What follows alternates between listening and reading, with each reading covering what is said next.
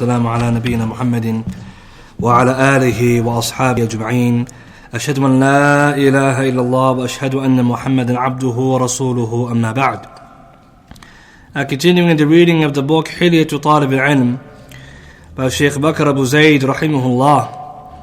We stopped where the Shaykh is discussing that one of the important aspects of learning Islamic knowledge is studying fiqh, Islamic rulings and jurisprudence, in order to understand the Sharia by applying the comprehensive principles. He said, behind knowledge of the religion is gaining understanding, and its learner is the one who ties the rulings in which established concepts of the Sharia. In the hadith of Ibn Mas'ud radiyallahu ta'ala anhu, we find that the Messenger of Allah sallallahu alayhi wasallam said, "May Allah illuminate the face of the person who hears my saying and memorizes it, understands it, and conveys it as he had heard it. And many a time a person is a carrier of knowledge, but he is not a person with religious understanding. And many a time a carrier of knowledge carries it to one who is more knowledgeable or has more religious understanding than him." And this hadith is reported by Imam Ahmad in his Musnad, Imam At-Tirmidhi and others, and it's an authentic hadith. This is the fadl of faham, because we have darajat, we have levels when it comes to knowledge. The first is ilm, you have knowledge, and then you have faham, understanding of that knowledge. So you begin first by learning something, and then you have the faham, the understanding of it. And then from there you can move on to pondering, tafakkur, etc. So this hadith teaches us the value of having understanding of that which you learn and memorize.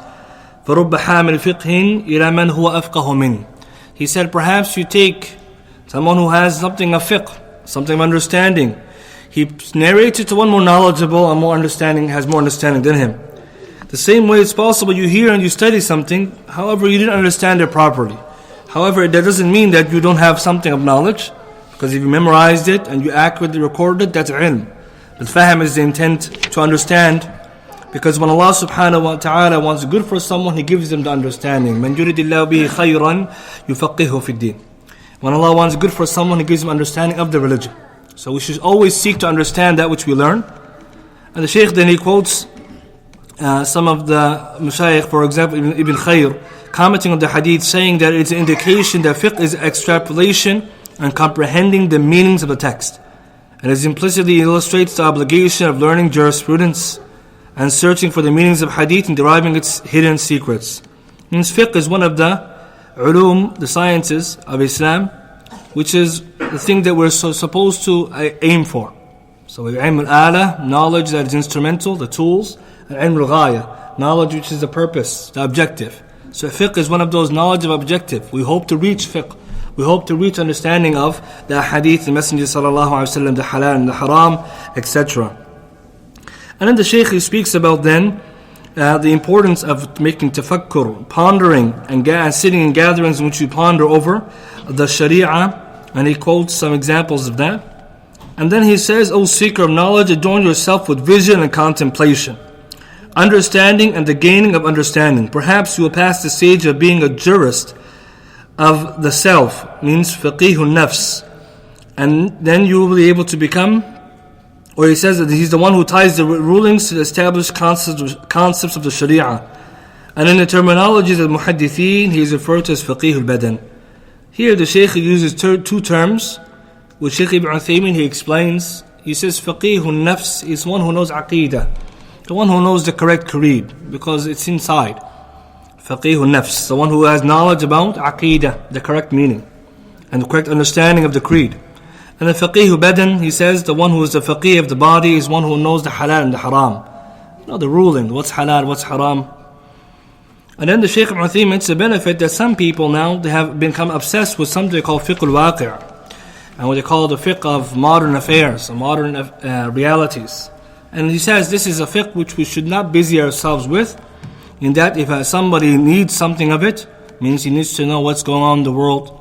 Fiqh al-waqi' usually is dealing with things like politics and journalism and governments and all of these things. So it's a lot of lies and hearsay and conspiracies. He says if someone needs something of that knowledge, he learns it. Otherwise, you shouldn't waste his time with it. Because some people, they become obsessed with this fiqh al-waqi' until they forget even the fiqh al-badan. They don't know the halal and haram, but they know all the movements of the different policies of the government and the governments of the world and the enemies of Islam, and there's no benefit in that. So Shaykh is giving us advice there that we shouldn't busy ourselves with it. Until he said, he got to the point where some people say, whoever doesn't have fiqh al-waqi' is not an alim. And this, he says, of course, is incorrect and extreme. It means if someone doesn't know all the things going on in the world, you can't say he's not an alim. Alim is one who knows the Quran and Sunnah according to correct understanding, which is the way of the earlier scholars. But you can't say now someone who doesn't know those things is not an alim. So then Shaykh Bakr rahimahullah, he moves to discussing the need for the student of knowledge to seek refuge in Allah when you're seeking knowledge and acquiring it. He says, don't panic if a subject becomes inaccessible due to its difficulty, for some subjects were impenetrable to some of the renowned scholars, and some of them openly admitted, as is evidence from their biographies. Amongst them was Imam al-Asma'i rahimahullah, who had difficulty in the science of prosody, which means poetry. And also Muhaddith Ruhawi, who had difficulty in the art of calligraphy. Ibn Salah in the science of logic. Abu Muslim al-Nahwi in the science of morphology. As-Suyuti in mathematics. And Abu Ubaidah, Muhammad bin Abdul Baqi al-Ansari, Abu Hassan al-Qati'i, Abu Zakaria Yahya bin Ziyad al-Farra, and Abu Hamid al-Ghazali all had difficulties in Arabic grammar. And so here it gives us a benefit that when you study certain subjects, you find difficulty in the beginning. So the students shouldn't quit. They shouldn't quit immediately. So someone may begin studying ilm tajweed and then they don't have proficiency in the beginning. If they quit, then they won't learn. So if this happens, then you shouldn't panic. You seek refuge in Allah and ask Allah to give you knowledge and understanding. It's very important. The student of knowledge is patient. Because if you look at the biographies of the Salaf and the ulama, all of them had difficulties in the initial stages of knowledge. And so when we study something, we shouldn't panic and say, I can't learn it. If it's at the point where someone cannot study this particular subject at the moment, then you move to one that you can. إذا لم تستطيع شيئا فدعه. If you cannot do something, then you leave it. وجاوزه إلى ما تستطيعه. And move on to that which you're capable of doing. So if it's in the beginning, you find, for example, fiqh is very hard, then you move towards something maybe easier, and then you come back to fiqh. Maybe you have more knowledge now. Allah give you success in that subject that you come. And you also try to study the easy knowledge before you get to the more difficult ones. For if you start with some of the difficult sciences, then you will immediately give up and lose hope.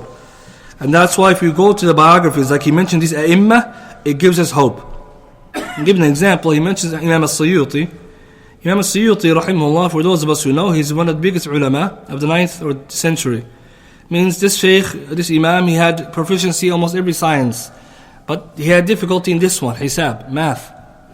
And what's interesting is that Suyuti, if you read his biography, as he mentions here himself in Husn Muhadara, that he says that he mastered all of these subjects, examples, tafsir and hadith and fiqh and nahu. And he mentions so much about the sciences, he said that if I wish to write a book on all of these subjects, I could do it easily. Means he's one of those ulama who was polymath, every science was easy. Lakin he said, وَأَمَّا عِلْمُ الْحِسَابِ. As for mathematics, فَهُوَ أَعْسَرُ شَيْءٌ عَلَيَّ وَأَبْعَدُهُ عَنْ ذِهْنِي. It was the most difficult subject to me and the furthest from my mind. فإذا نظرت في مسألة تتعلق به فكأنما أحاول جبلا أحمله. He said if I was even to discuss a matter pertaining to mathematics, then it would be so difficult for me as if I was carrying a mountain. And imagine, this scholar with this capability, this is how he found math. So for us, it's not far-fetched. Few subjects you couldn't do it. Lacking doesn't mean you can't have something of knowledge. So this is so important because some of us, we begin studying and we say this is too much. This subject I don't get, that class I don't get. Then you go to the one you get and you come back later when you have more knowledge. And so you find this in his biography. And also they mention, for example, Abu Hamid al-Ghazali, rahimahullah, this great scholar who was mastered in usul fiqh and in philosophy, etc. He had difficulty in Arabic grammar. As Imam al-Dhahabi mentions here, A'lam al-Nubala.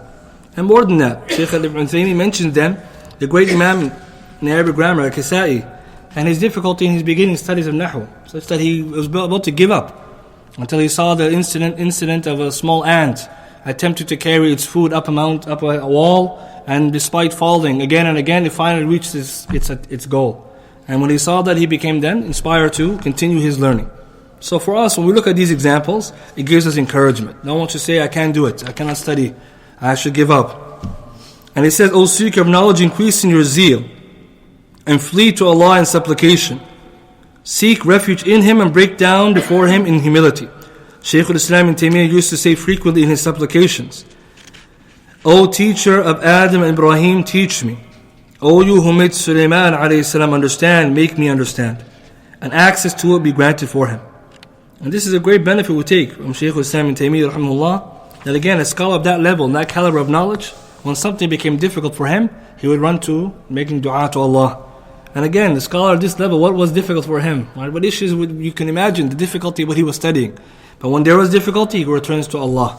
Such as some ulama say, one of the secrets to learning, if someone finds difficulty, is istighfar. Making a lot of istighfar is one of the cures to helping your understanding. So this is some of the ulama, they take that as a benefit. And if you read his biography, you also see that he will go to a masjid and he'll make sujood to Allah and he'll pray to Him and make istighfar, and he'll say that when I rise from the sujood, the mas'ala becomes clear to me in my mind.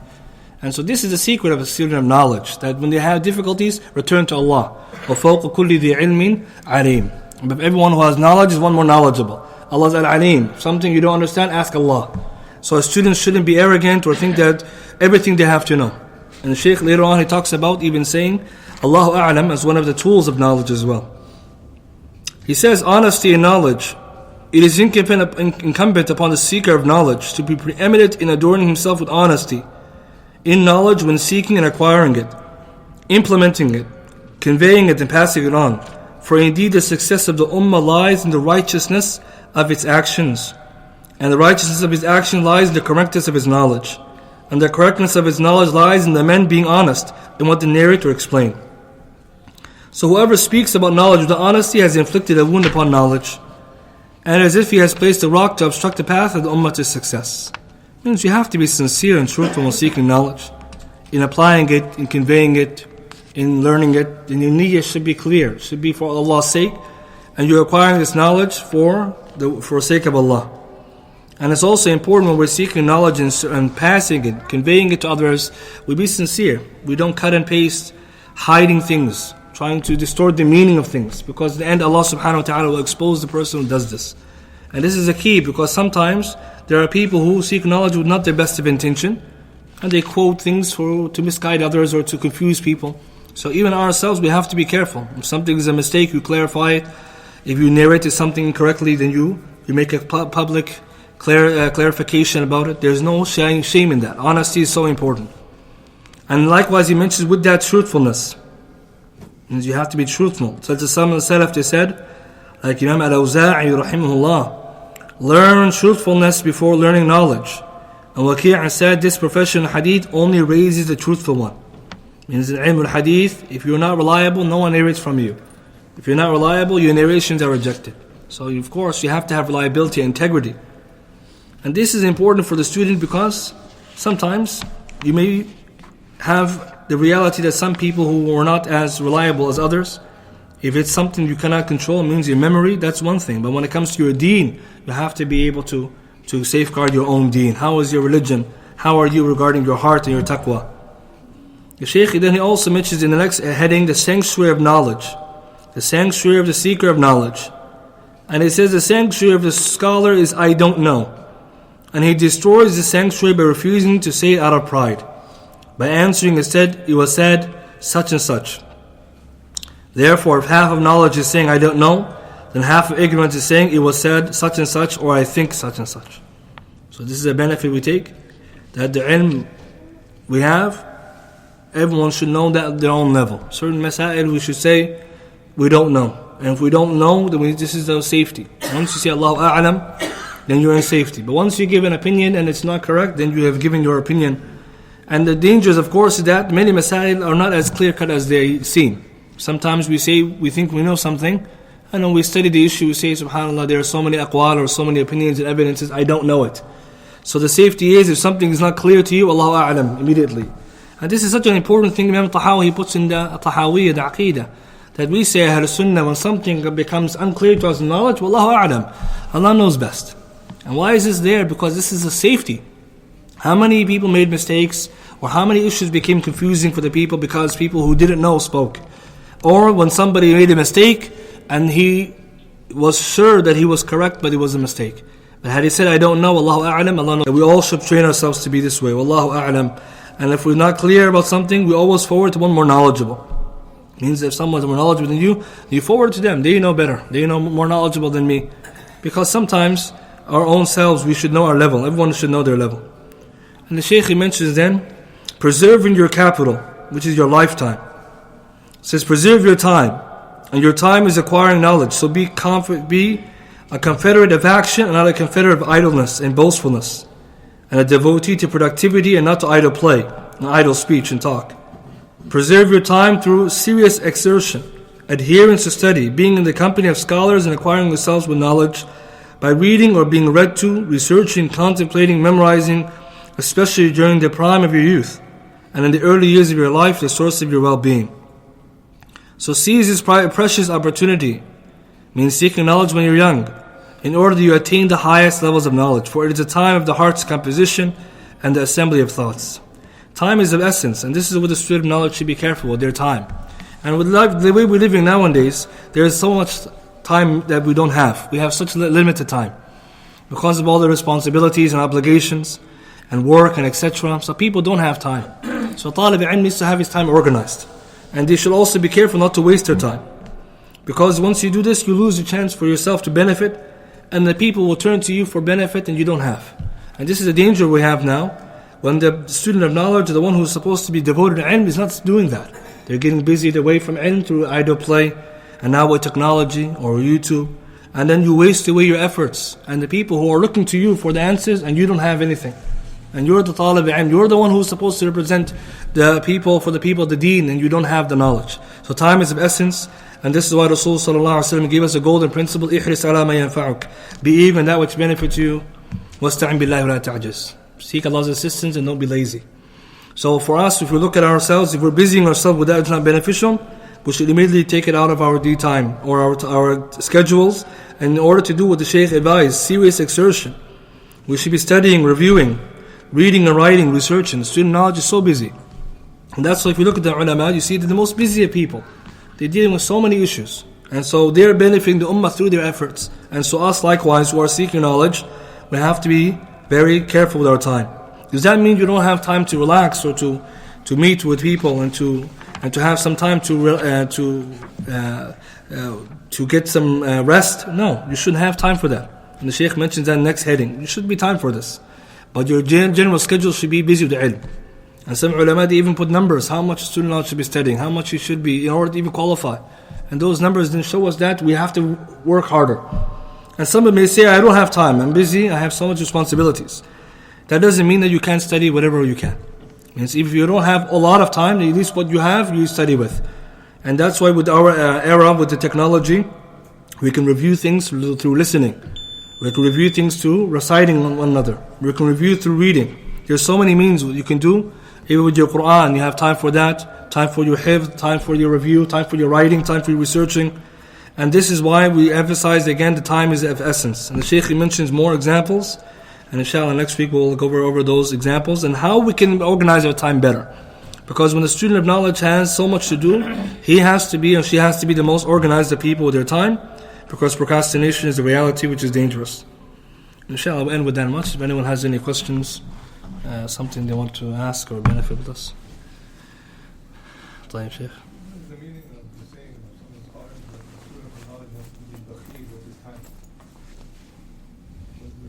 Some of the ulama, they mention that the talib al-ilm has to be bakhil, means stingy with his time, means he cannot give his time to everyone who asks for it. In that, if a student of knowledge is not someone who careful with his time, everyone will take from him, will come and visit him, and someone will talk with him and call him, and at the end he will find his day is wasted. And some of the ulama, you see that they used to manage their time to the extent that even visitation they used to limit. They would visit people because visiting one another is from the deen, and when someone invites you, you have to go. So what they would do, they have a time limit. They sit, they drink some tea, some coffee, and then at a certain time they leave. So they can meet both the obligation, but at the same time they don't waste their time. So this is an important statement. Student knowledge has to be very careful with his time. And that statement is true because student knowledge has the most work to do. Because what they're studying, what they're reviewing, what they're doing is not only for their benefit, but for the ummah. So that is a correct statement when they intend by that.